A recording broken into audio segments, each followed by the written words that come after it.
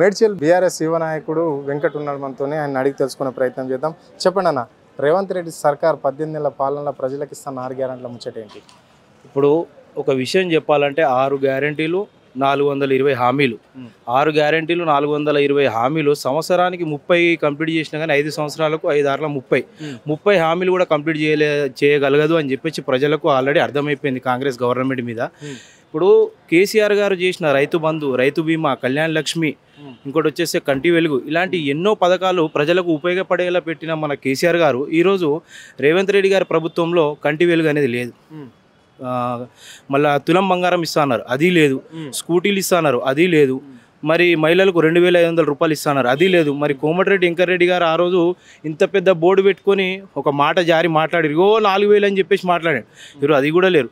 అంటే వీళ్ళు ప్రజలని మభ్యపెట్టి అనవసరమైన హామీలు ఇచ్చి ప్రజలను మభ్యపెట్టి గెలిచారే తప్ప ఈరోజు 18 నెలల వరకు చూసుకుంటే ఏ ఒక్క పథకం అనేది ఖచ్చితంగా ప్రజలకు రాలేదని చెప్పేసి నేను తెలియజేసుకుంటున్నాను.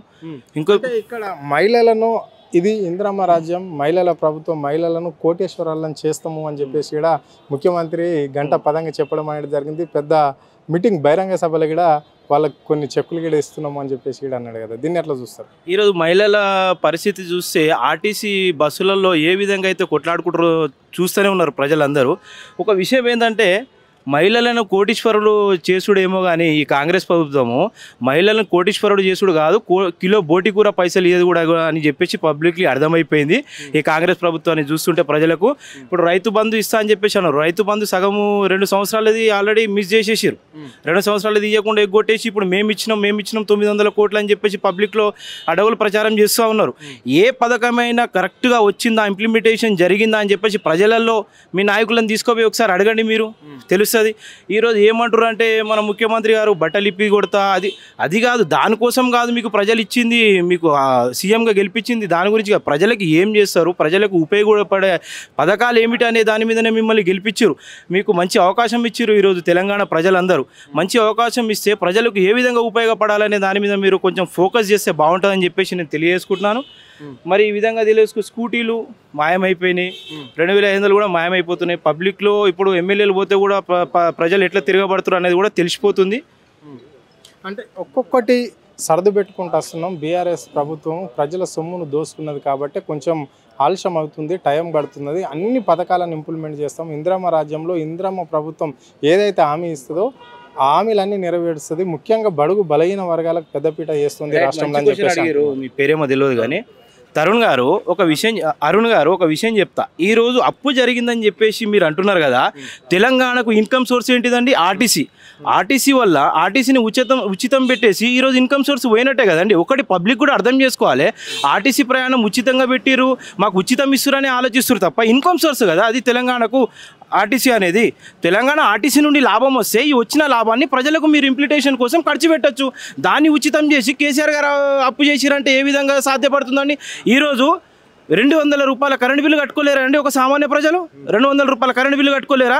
అట్లా 200 రూపాయల కరెంటు బిల్లు కట్టినా కానీ తెలంగాణలో ఈరోజు అప్పు అనేది ఉండదండి. ఎందుకంటే ప్రతి ఒక్కరికి మీరు కరెంటు ఉచితం పెట్టిరు, ఆర్టీసీ ఉచితం పెట్టిరు, ఇన్కమ్ సోర్స్ అవి ఆ రెండింటిని ఉచితం పెట్టడం వల్ల తెలంగాణకు లాసే జరుగుతుంది తప్ప ఇంప్లిమెంటేషన్ ఎట్లా జరుగుతుంది, ఇంప్రూవ్ ఎట్లా అవుతుంది? దేవాలయాలకు ఆదాయం పెరిగింది అని చెప్పేసి కూడా వాళ్ళు స్పష్టంగా చెప్తున్నారు కదా. ఇప్పుడు డిప్యూటీ చెప్తున్నాడు, ముఖ్యమంత్రి చెప్తున్నాడు, దేవాలయ శాఖ మంత్రిగా చెప్తున్నారు కదా ఇదే మాట.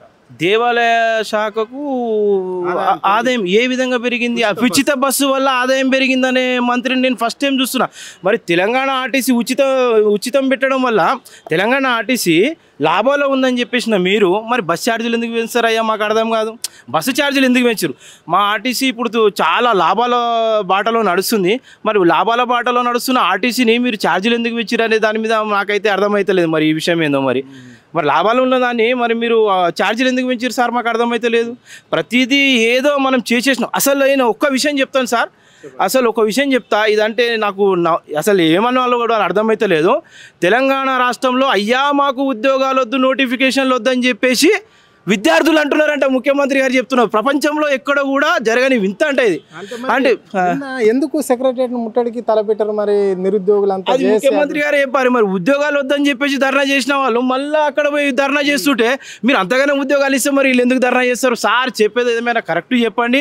మరి తెలంగాణ ప్రజలు చూస్తున్నారు, విద్యార్థులు చూస్తున్నారు, యువకులు చూస్తున్నారు, వృద్ధులు చూస్తున్నారు, ప్రతి ఒక్క వ్యక్తి గ్రహిస్తున్నారు పరిపాలన ఎట్లా సాగుతుందనే దాని మీద ప్రతి ఒక్కరు చూస్తున్నారు. సార్ చేసే పనిని ఒక క్రమబద్ధీకరణంగా మన కేసీఆర్ గారు చేసినట్టు మీరు చేసే ప్రజలలో మంచి పేరు వస్తుంది. కానీ ప్రత్యేకం ఎప్పుడు చూడు తెలంగాణ ప్రభుత్వం మీద, కేసీఆర్ గారి మీద చెప్పుడే తప్ప మీరు ఏం పనులు చేస్తున్నారనేది మీ దాంట్లో మీకే ఖచ్చితమైన అది ఏమంటారు, మీ దాంట్లో మీరే కూర్చొని ఒక ప్రణాళికను ఏర్పరచుకొని మాట్లాడే క్రమంగా అయితే లేదని అనిపిస్తుంది. తెలంగాణ ప్రజలు ప్రతి ఒక్క దాన్ని గ్రహిస్తూనే ఉంటారు.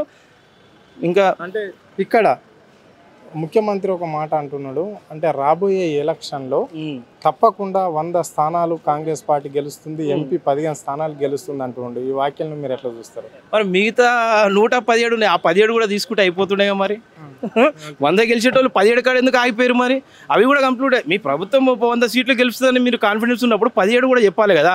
మరి 15 చెప్తారు, 17 మొత్తం చెప్పేయచ్చు కదా మీరు. ఎవరు ఏంది గెలుస్తారు, ఎవరు ఎట్లా గెలుస్తారు అనేది ప్రజలు నిర్ణయిస్తారు. అది ప్రజల చేతిలో ఉంటుంది.